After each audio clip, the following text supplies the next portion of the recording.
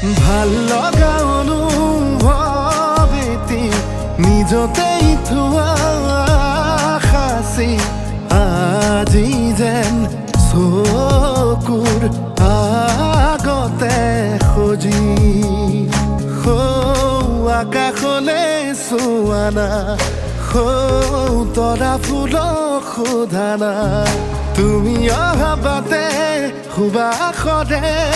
ৰজনীগন্ধা পাহে পাহে কিদৰে বুজাম নিজক